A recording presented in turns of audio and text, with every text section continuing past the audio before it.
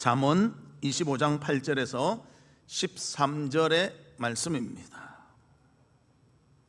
한 절씩 교독하도록 하겠습니다. 너는 서둘러 나가서 다투지 말라. 마침내 내가 이웃에게서 욕을 보게 될 때에 내가 어찌할 줄을 알지 못할까 두려우니라.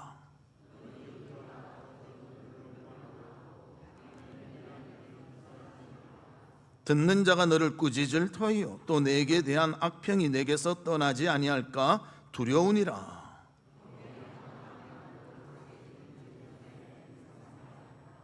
슬기로운 자의 책망은 청종하는 귀에 금고리와 정금 장식이니라. 충성된 사자는 그를 보낸 이에게 마치 추수하는 날에 얼음 냉수 같아서 능히 그 주인의 마음을 시원하게 하느니라. 아멘. 성도 여러분, 한 주간 어떻게 지내셨습니까? 정말 덥고 비가 오고 참 사람이 이렇게 생활하기에 어려운 가운데 있습니다. 그러나 그 가운데 우리의 마음에는 하나님이 햇빛을 주셔서 기쁨과 사랑이 충만하시기를 바랍니다. 그 기쁨으로 승리하며 하나님의 영광 돌리며 귀한 마음으로 살아가는 우리 성도들 되시기를 주의 이름으로 축복합니다. 우리 옆에 분들과 인사 나누는데요, 예수님의 성품을 본받읍시다. 그렇게 인사 나누도록 하겠습니다. 예수님의 성품을 본받읍시다. 요즘 날씨가 너무 덥습니다. 활동하기가 너무 힘듭니다. 여러 가지로 참 애로사항이 있습니다. 이럴 때 여러분들 건강 유의하시고 영적으로 강건하시기를 주의 이름으로 축복합니다. 그래서 오늘 설교 제목을 정하면서 제가 제목을 미리 정했습니다. 시원하다는 것이 좀 들어가면 좋겠다. 그래서 오늘 본문을 정했고요. 또 13절 말씀이 주인의 마음을 시원케 한다고 그렇게 표현하고 있습니다. 어떻게 사는 것이 하나님을 시원하게 하는가, 하나님 마음에 들게 하는가, 하나님을 기쁘게 하는가, 그것을 오늘 살펴보면서 은혜를 받고 또 그런 삶을 사시는 우리 성도들이 되시기를 주님의 이름으로 축복합니다. 오늘 본문에 보면 일꾼이 있는데요, 그 일꾼이 주인의 마음을 시원하게 했다고 말합니다. 우리는 모두 하나님의 일꾼입니다. 하나님 마음을 시원하게 만들 수 있기를 바랍니다. 한여름에 정말 목이 타고 힘들 때 시원한 냉수를 주면 그 냉수를 먹으며 우리는 목의 갈증을 이겨낼 줄로 믿습니다. 그와 같이 하나님의 일꾼으로서 하나님의 마음을 시원케 만드는 귀한 삶이 우리 가운데 있기를 주의 이름으로 축복합니다. 그러면 첫 번째로 하나님의 마음을 시원케 하는 자는 어떤 자인가? 화평을 만드는 자입니다. 오늘 본문 8절에 보면 이렇게 말합니다. 너는 서둘러 나가서 다투지 말라. 마침내 내가 이웃에게서 욕을 보게 될 때에 내가 어찌할 줄을 알지 못할까 두려우니라. 그렇게 표현합니다. 그래서 다투게 되는데요, 왜 다투는가? 서둘러 나가기 때문에 다툰다고 말합니다. 이것은 무엇을 말하는가? 하나님께서요, 다투지 말고 화평하며 살아라, 그것을 강조하는데요, 다투는 이유도 우리에게 말해주고 있습니다. 서두르면 우리 실수할 수 있고요, 본의 아니게 잘못도 행하게 된다는 것입니다. 오늘 본문에 보면 나가서 다투다는 말은 리브라는 히브리어에서 나온 말입니다. 그 말은 어떻게 사용하는가? 다툼, 분쟁 이런 데도 사용하지만 특별히 법정에서의 다툼이 있을 때 사용했던 단어가 이 리브라는 단어라는 것입니다. 우리가 법정에서는 무엇이 증거가 됩니까? 떠도는 말이 증거가 될 수가 없습니다. 확실한 증거가 되는 어떤 팩트와 어떤 물질이 있든지 그것이 있어야 법정에 증거물이 될 수가 있습니다.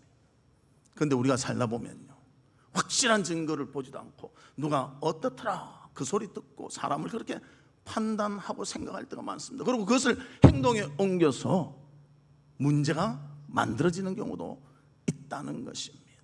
그래서 우리가 실수하지 않으려면 어떻게 해야 되는가?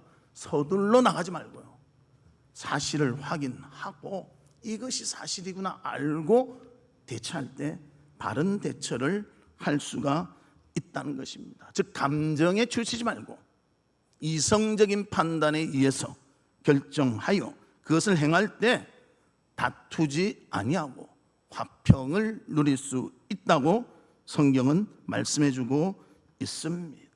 그래서 성경은 좋은 일꾼을 누구라 말하는가? 화평하는 자라고 말합니다. 그래서 여러분들 제가 부탁을 드립니다. 확실하지 않으면요, 어렴풋하면요, 그걸로 다투는 문제를 삼지 말고 서로 화평하고 이해하고 용서하시기를 주님의 이름으로 축복합니다. 참 인간 살다 보면요, 오해 많이 합니다.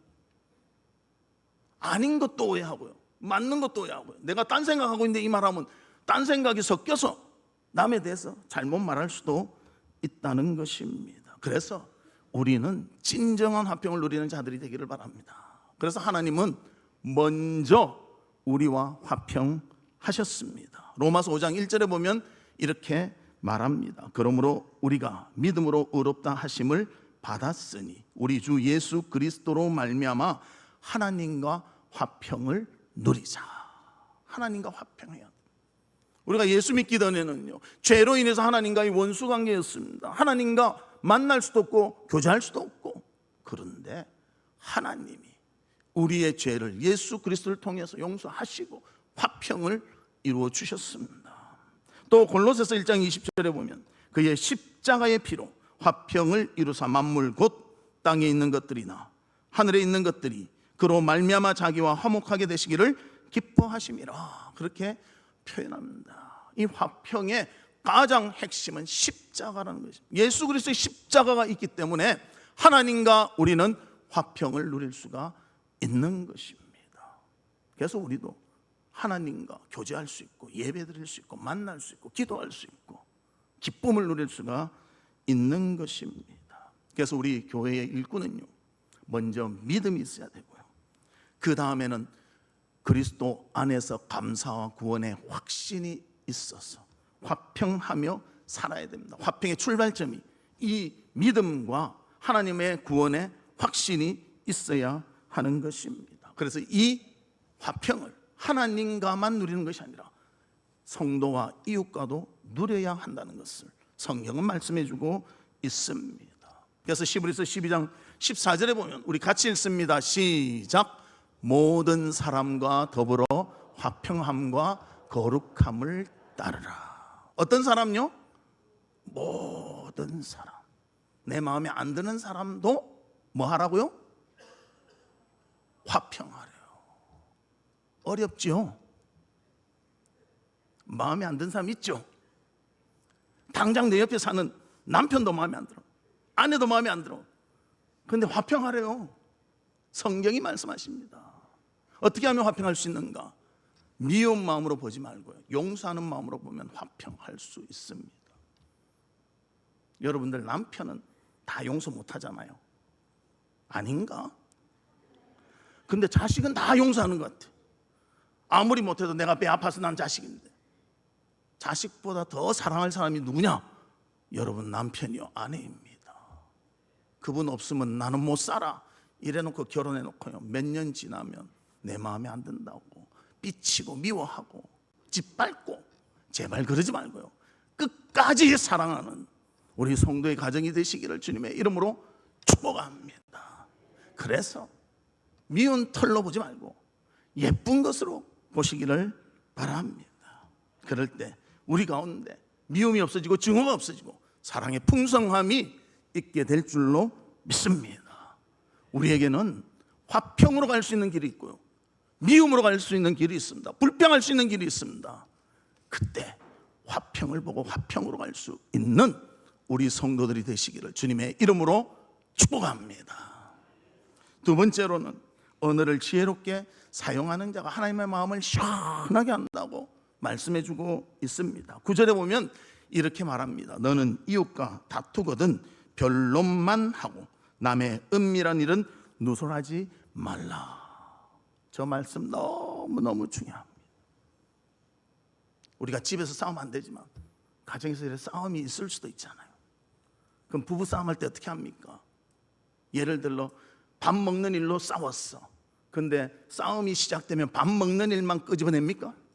10년 전에 있던 것도 갖고 3년 전에 했던 것도 갖고 엊그제 한 것도 갖고 내 속에 속상한 거 싹 끌어와서 이만큼 만들어가지고, 요만한 건데 이만큼 만들어가지고 빵 폭탄을 터뜨립니다. 그럼 상대방은 어떻게 합니까? 20년 전까지 끌어와가지고 폭탄을 빵, 완전 전쟁터가 되어버리고 맙니다. 우리 그러지 말고요, 그 문제만 말합시다. 그리고 그 문제에 별 것 없으면 용서하고 기쁨으로 맞이하는 우리 성도들이 되시기를 바랍니다. 또 11절에 보면 우리 같이 한번 읽어볼까요? 시작. 경우에 합당한 말은 아로 새긴 은쟁반의 금사관이라. 여러분 생각해보면 하얀 은쟁반에 노란 금사과가 딱 있다고 생각해보면 얼마나 멋집니까? 경우에 맞는 말이 이와 같다는 거예요. 이 경우에 맞는 말은 뭔가 하면요, 사실이냐 아니냐가 중요한 것이 아니라 우리가 있는 이 공동체 안에서 유익이 되고 덕이 되는 말인가, 이걸 따지는 거예요. 사실을 말할 수도 있습니다. 근데 사실 말해서 이 공동체에 분란이 일어난다면요, 참는 것이 좋죠. 그리고 유익될 말을 해야 한다는 것입니다. 말 한마디가 사람을 죽일 수도 있고, 말 한마디가 사람을 살릴 수도 있습니다. 말 한마디가 사람을 매장시킬 수도 있고요, 말 한마디가 사람을 다시 일으켜 세울 수가 있는 것입니다. 마음을 괴롭게 할 수도 있고 마음을 즐겁게 할 수도 있는 것이 말 한마디라는 것입니다. 그래서 우리가 그것을 잘 감당하는 거예요. 근데 여기에 보면 비밀을 지키라 했잖아요. 비밀은 지키는 것입니다. 근데 그것을 막 까서 말하면요, 사람에게 부담과 어려움을 줄 수밖에 없는 것입니다. 그래서 우리 베드로전서 3장 10절과 11절에 보면, 그러므로 생명을 사랑하고 좋은 날 보기를 원하는 자는 혀를 금하여 악한 말을 그치며 그 입술로 거짓을 말하지 말고 악에서 떠나 선을 행하고 화평을 구하며 그것을 따르라. 그렇게 표현하고 있습니다. 사실을 말하더라도요, 그것이 공동체의 아픔이 된다면 우리는 그것을 가려서 표현할 줄 알아야 된다. 그것이 지혜고요, 그것이 유익을 줄 수 있는 길, 덕을 세우는 길이라는 것입니다. 그래서 우리는 모든 것을 행할 때 하나님 안에 은혜롭게 되도록 감당하는 우리 성도의 삶이 되시기를 바랍니다. 그리고 사람 간에도 서로 은혜를 베푸시기를 주의 이름으로 축복합니다. 은혜를 베푼다는 것은요, 약점이 보일 때 좀 감싸주고, 연약할 때 도와줘서 함께 강해지고, 서로를 생각하며 서로를 살펴보는 것이 우리에게 필요하다는 것입니다. 글을 보니까 어떤 사람이 이렇게 표현했다고요. 꿈에서라도 부정적인 말은 하지 말자. 뒤끝이 없다고 함부로 말하지 말자. 말해도요, 그에 대해서 이러쿵저러쿵 안 하니까 그 사람 막 험담 많이 하고, 제발 그러지 마세요. 그 사람 좋은 것이 많은 사람이에요. 좀 좋은 면들을 말할 수 있는 우리가 되기를. 선을 넘는 말, 이런 거 좀 조심하자. 그리고 정확하게 확인되지 않은 말은 꺼내지도 말자. 그래서 우리가 이 부분만 조심해도요, 정말 화평이 많이 이루어지고요, 또 우리 가운데 은혜로운 모습이 나타날 줄로 믿습니다. 그래서 우리가 교회 안에서 서로 성도 간에 이런 아름다운 모습으로 생활하며 또 함께하는 귀한 삶이 있기를 바랍니다. 그래서 제가 하나를 말씀드리겠습니다. 여러분들 누가 이야기하는데 잘 듣잖아요. 듣는데 이게 진실인가 아닌가, 그거는 둘째 치고 들어보고 이 말이 우리 공동체에 유익하겠다 하면 받아들이고요, 이 말이 유익하지 않겠다 하면 잊어버리십시오. 할 수 있겠습니까? 대답은 안 하시네. 들어보고 유익하겠다, 이 말 자꾸 퍼지면 뭔가 문제 생기겠다, 그거는 좀 막아버리고요, 들어서 유익할 것만 좀 남겨두는 그런 모습이 있기를 바랍니다.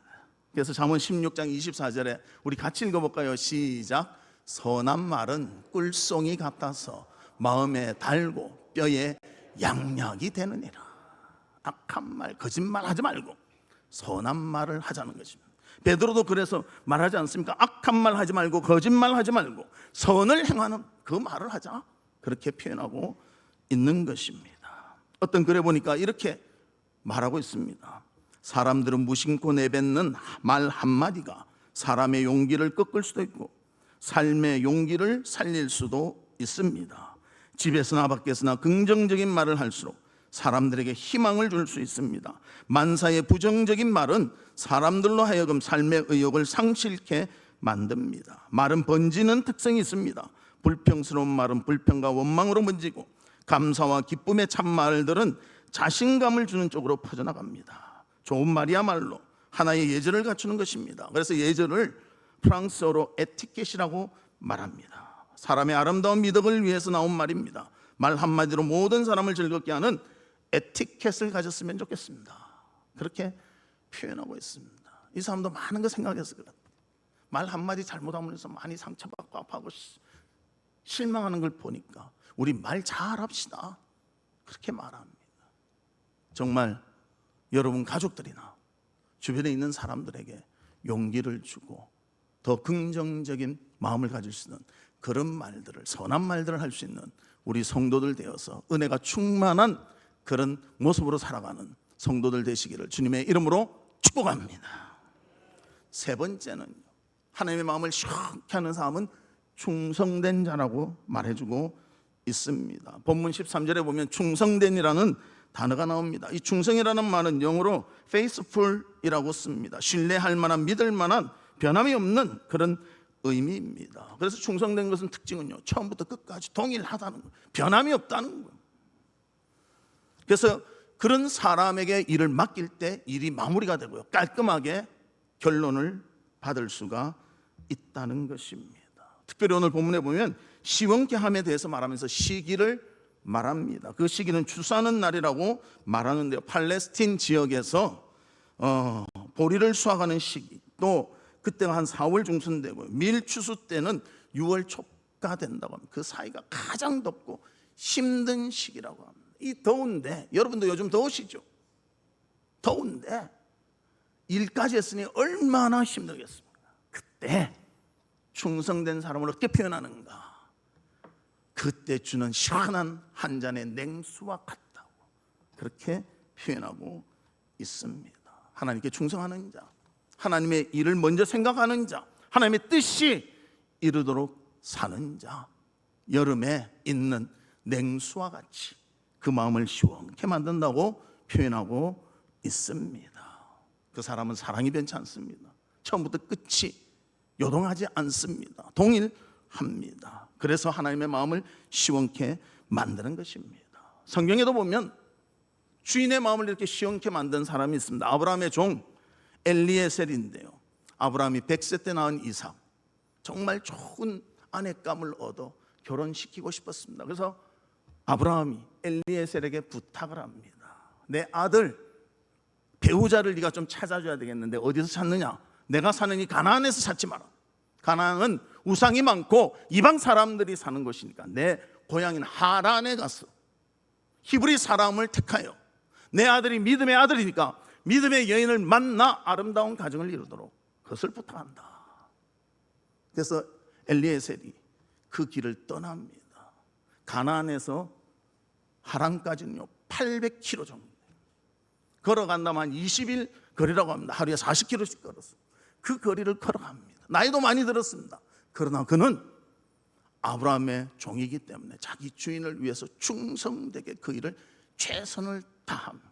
그뿐만이 아니라 믿음을 가지고 행하고 있음을 보여주고 있습니다. 그래서 창세기 24장 12절에 보면 엘리에셀의 믿음의 고백이 나옵니다. 그가 이르되 우리 주인 아브라함의 하나님 여호와여, 원하건대 오늘 나에게 순조롭게 만나게 하사 내 주인 아브라함에게 은혜를 베푸시옵소서.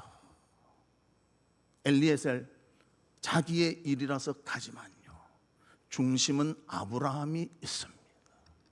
충성된 자는 자기를 위해서 일하는 것이 아니라 자기의 대상을 위해서 일하는 것입니다. 그래서 아브라함의 며느리감을 잘 고를 수 있도록 순적하게 만나 아브라함에게 그런 은혜를 하나님 베풀어 주시옵소서 하고 기도했다는 것입니다. 우리도 하나님의 일꾼이라면요, 나를 위해서 일하는 것이 아니라 하나님 영광을 위해서 일해야 하는 것입니다. 그 일을 잘할 때 하나님의 충성된 종이라고 인정받게 될 줄로 믿습니다. 그래서 그 아내감을 찾고요, 순적하게 만났고요, 데리고 왔습니다. 그러니 그 데리고 온 이삭의 아내를 보고 이삭이 어떤 마음을 품었는가? 창세기 24장 67절에 보면 이삭이 리브가를 인도하여 그의 어머니 사라의 장막으로 드리고 그를 맞이하여 아내로 삼고 사랑하였으니 이삭이 그의 어머니를 장례한 후에 위로를 얻었더라. 이삭에게는 어머니가 돌아가신 아픔이 있었습니다. 장례 후에는 항상 마음이 우울하고, 아유 우리 어머니한테 더 잘할 걸, 그런 마음이 계속 되었다는. 그런데 아내를 맞이하니까, 또 하나님이 준비한 그런 사람을 만나니까 위로를 얻었다고 그렇게 말해주고 있습니다. 우리도 마찬가지요. 주님의 일을 할 때 우리를 통해서 위로를 받고, 우리를 통해서 기쁨을 누리고, 우리를 통해서 해결을 받고, 그렇게 되도록 공동체를 위해서 충성을 다하는 우리 성도들이 되시기를 주님의 이름으로 축복합니다.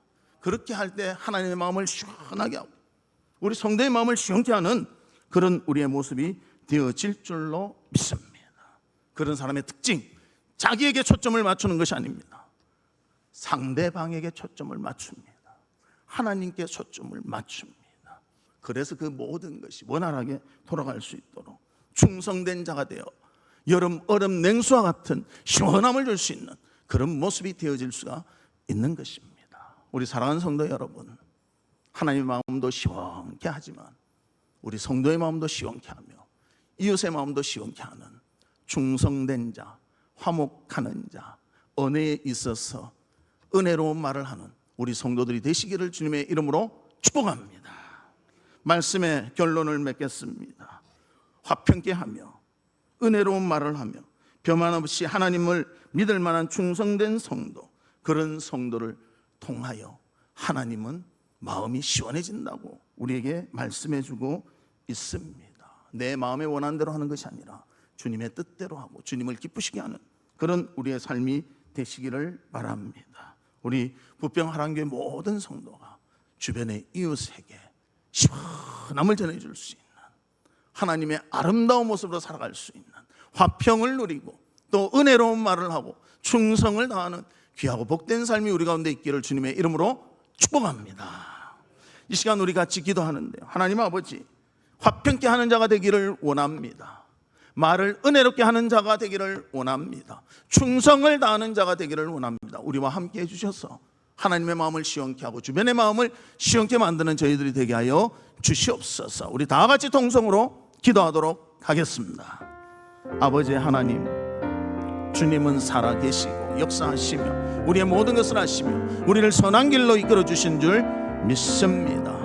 간절히 원하옵기는 화평을 이루는 우리가 되게 하여 주시옵소서. 서둘러 확인하지 않고 아버지 하나님 아무 것이나 생각하여 말함으로 남에게 피해를 주는 자가 아니라 진실을 알고 진실을 말함으로 서로가 서로에 대해서 존중하며 귀히 여기며 아버지 하나님, 우리가 화평을 이루는 일에 힘쓸 수 있도록 도와 주시옵소서. 간절히 원하고 바라옵기는 아버지 하나님, 말을 은혜롭게 하게 하여 주시사 진실을 말해도 유익이 되도록 말하는 지혜와 능력을 더하여 주시옵소서. 충성된 자가 되기를 원합니다. 처음부터 끝까지 변하지 않는 자가 되기를 원합니다. 아버지 하나님의 영광을 돌리기를 원합니다. 우리 가운데 함께 하시고 도와주시고 인도해 주시옵소서. 나에게 초점을 맞추는 것이 아니라 대상에게 초점을 맞출 수 있는 저희들이 되도록 인도해 주시옵소서. 하나님 아버지, 화목케 하며 은혜로운 말을 하며 충성을 다하여 하나님의 마음을 시원케 하며 주변을 시원케 만드는 저희들이 될 수 있도록 함께해 주시옵소서. 예수 그리스도의 이름으로 기도하옵나이다. 아멘. 지금은 우리 주 예수 그리스도의 은혜와 하나님의 무한하신 사랑과 성령님의 감화 감동 위로 교통하심이 하나님의 마음을 시원케 하며 이웃의 마음을 시원케 하기를 원하는 우리 사랑하는 성도들 위에와 성도들의 가정과 나가는 직장과 행하는 사업과 바라고 소원하는 모든 일들 위에 지금으로부터 영원토록 함께 있을지어다. 아멘.